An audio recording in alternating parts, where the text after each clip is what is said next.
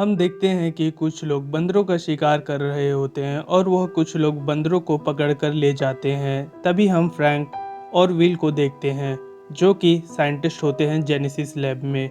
Will उस बंदर को देखता है जिसका नाम ब्राइट आइस होता है। वो पजल को बहुत ही अच्छे तरीके से सॉल्व कर रहा होता है।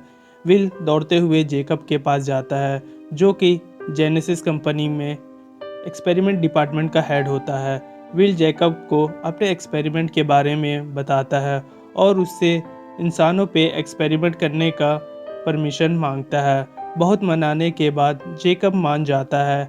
आगे हम देखते हैं विल बोर्ड मेंबर और इन्वेस्टर्स को अपने एक्सपेरिमेंट के बारे में बता रहा होता है। वह बताता है कि इससे हम अल्जाइमर बीमारी का इलाज कर सकते हैं। तभी हम देखते हैं लैब पे ब्राइट आइस बहुत ही गुस्से में होता है। फ्रैंक उसे काबू में करने की कोशिश कर रहा होता है। इन्वेस्टर्स और बोर्ड मेंबर देखते हैं वो बंदर बेकाबू हो चुका है। उस बंदर को वहीं पे मार दिया जाता है और एक्सपेरिमेंट को कैंसिल कर दिया जाता है। जेकब विल से कहता है तुम अपना रिसर्च जारी रख सकते हो। हम आगे देखते हैं फ्रैंक विल को बता रहा होता है ब्राइट आइस अपने बच्चे को बचा रहा था। फ्रैंक विल से कहता है तुम इस बच्चे को अपने साथ ले जाओ और विल उसे अपने साथ घर ले जाता है और हमें पता चलता है कि विल के डैड अल्जाइमर बीमारी के शिकार होते हैं।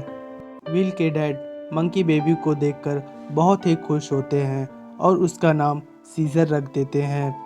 देखते ही देखते 3 साल गुजर जाता है। सीजर बहुत ही तेज़ी से सीख रहा होता है और हम देखते हैं विल सीजर को साइन लैंग्वेज सिखा रहा होता है। विल के डैड बहुत ही बीमार होते जा रहे थे। विल को लगता है उसकी दवाई उनका इलाज कर सकती है और विल कुछ एक्सपेरिमेंट दवाई अपने लैब से चुरा लेता है और अपने डैड को देता है। सुबह विल देखता है उसके डैड काफ़ी ठीक हो चुके थे। विल बहुत ही खुश होता है। हम देखते हैं सीजर को जो घर की खिड़की से बाहर देख रहा होता है।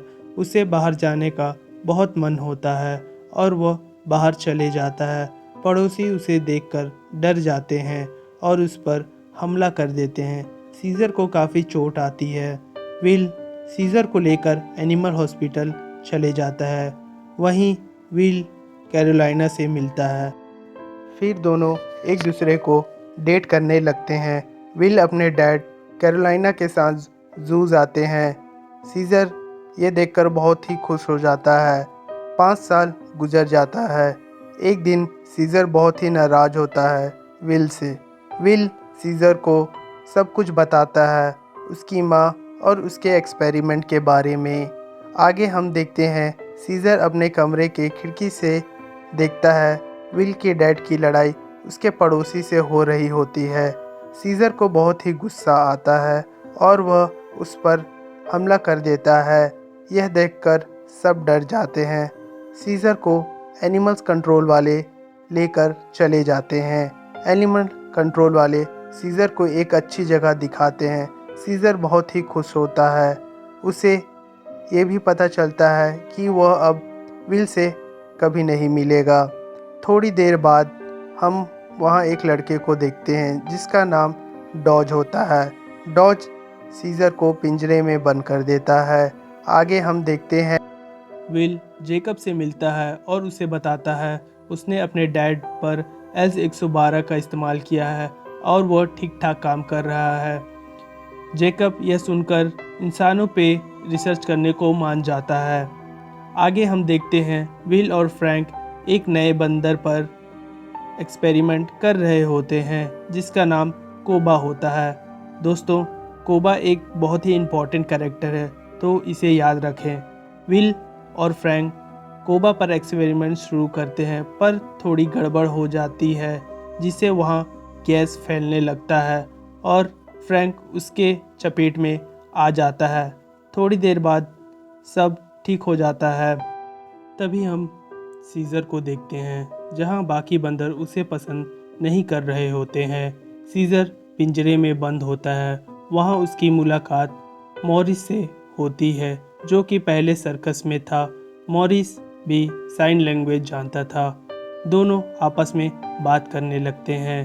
दोस्तों, मॉरिस एक बहुत ही मेन कैरेक्टर है, तो आप इसे याद रखें। उसी रात डॉज वहाँ अपने कुछ दोस्तों के साथ आता है। उन्हें एनिमल्स कंट्रोल जगह देखनी थी। सीजर देखता है एक लड़के के पास चाकू होता है। सीजर चालाकी से उस चाकू को चुरा लेता है और रात में सीजर और रॉकेट का मुकाबला होता है। रॉकेट, जो कि सभी बंदरों का लीडर होता है, रॉकेट हार मान जाता है। आगे हम देखते हैं विल लैब पे होता है। वो देखता है कोबा पे एक्सपेरिमेंट हो रहा है।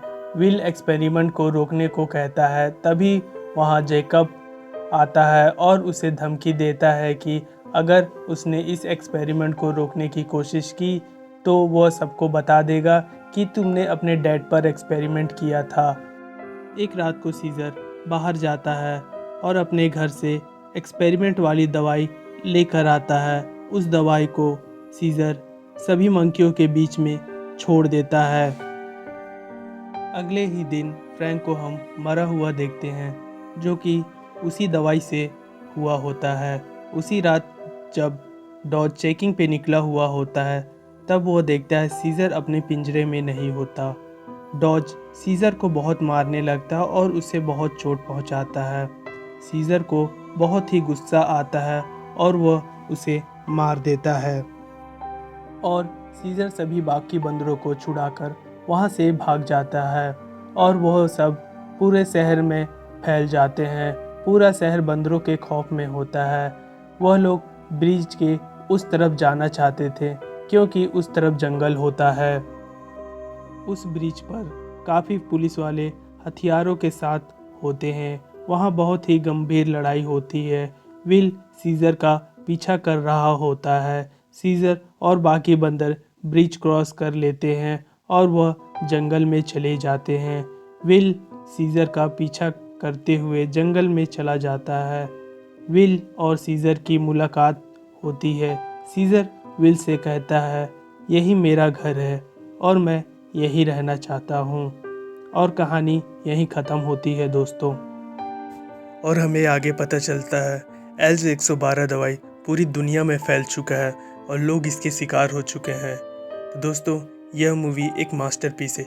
ये तो बस शुरुआत है, इसके आगे के पार्ट बहुत ही ज़बरदस्त और एक मास्टरपीस मूवी है।